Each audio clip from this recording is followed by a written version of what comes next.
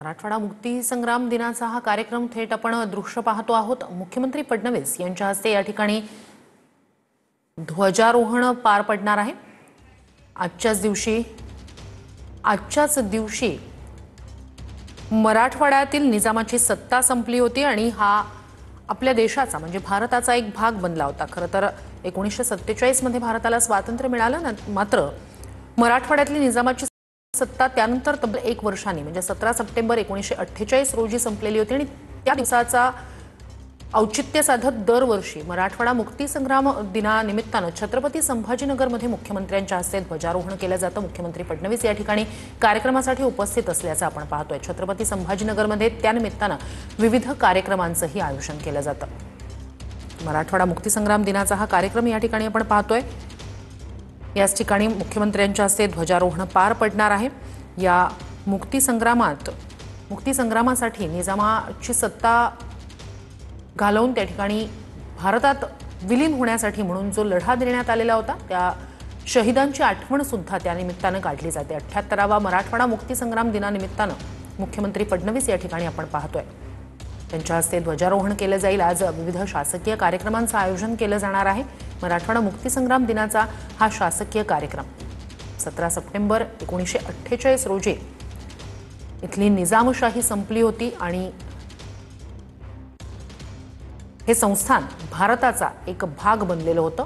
1947 मध्ये भारताला स्वातंत्र्य मिळालं, मात्र त्यानंतर तब्बल 1 वर्षांनी मराठवाड्याचा हा भाग आपल्या देशात म्हणजेच भारतात समाविष्ट झाला होता।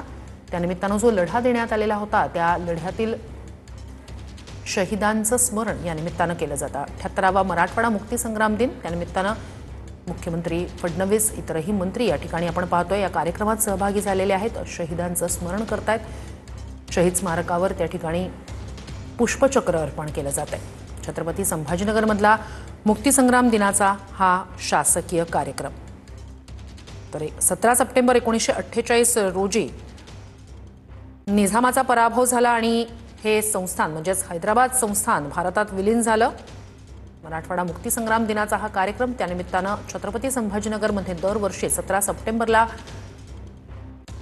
पार पडतो। विविध शासकीय कार्यक्रमांचं आयोजन या निमित्तानं केलं जातं आणि याच ठिकाणी मुख्यमंत्र्यांच्या हस्ते ध्वजारोहण सुद्धा केलं जातं। जुलमी निजामाची राजवट याच दिवशी संपली होती आणि हे संपूर्ण संस्थान भारतात विलीन झालेलं होतं। तब्बल 1 वर्षांनंतर म्हणजे 1948 मध्ये हे संस्थान भारतात विलीन झालं। त्यानिमित्तानं 17 सप्टेंबरला हा मराठवाडा मुक्ती संग्राम दिन साजरा केला जातो। यावेळेसचा 78वा हा मराठवाडा मुक्ती संग्राम दिन त्यानिमित्तानं होणाऱ्या शासकीय कार्यक्रमात या लढ्यात ज्यांनी आपल्या प्राणांचं बलिदान दिलं त्या शहीदांचं स्मरण या निमित्तानं केलं जातंय। त्यांच्या स्मारकाला पुष्पचक्र अर्पण इथे केलं जातंय। 78वा मराठवाडा मुक्ती संग्राम दिनाचा हा शासकीय कार्यक्रम आपण पाहतोय।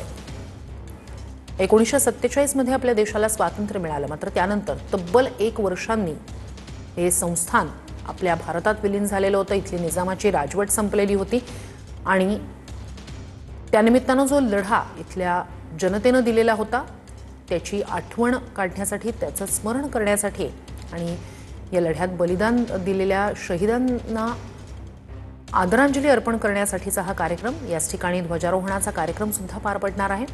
मराठवाड्यातले सगळे महत्त्वाचे नेते आणि मंत्री या ठिकाणी उपस्थित आहेत। मुख्यमंत्री फडणवीस या कार्यक्रमासाठी उपस्थित आहेत। त्यांच्या हस्ते ध्वजारोहण केला जाणार आहे।